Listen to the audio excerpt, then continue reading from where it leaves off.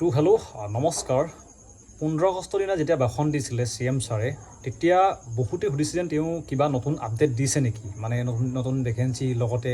আহিবলগীয়া যিমানখিনি পদ আছে এইবিলাকৰ বিষয়ে কিবা কৈছে নেকি এইটো মোক বৰ্তমান প্ৰশ্ন কৰি আছে যেতিয়া তেওঁ 15 আগষ্টৰ দিনা ভাষণ দি আছিলে তেতিয়া তেওঁ এইবিলাক কৈছে মই কৈ দিছোঁ কি তেওঁ কি কৈছিলে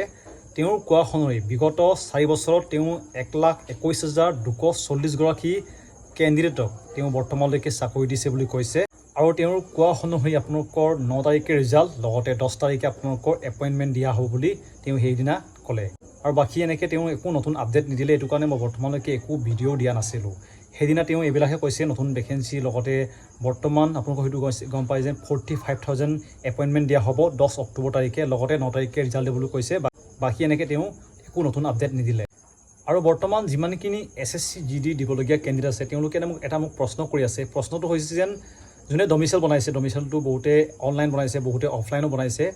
তাতে তেওঁলোকে চিগনেচাৰ লৈছে নথাই চিগনেচাৰ লৈছে আমাক একচেপ্ট কৰিবনে বুলি সুধিছে আৰু কিছুমানে লৈছে মেজিষ্ট্ৰেট তো তেওঁলোকক ক'ম যেন তোমালোকে দুটাৰ পৰা চিগনেচাৰ ল'ব পাৰা কিন্তু আপোনালোকে চেষ্টা কৰিব যেন মেজিষ্ট্ৰেটৰ পৰা ল'বৰ কাৰণে চেষ্টা কৰিব নথাইটো কেতিয়াবা তেওঁলোকে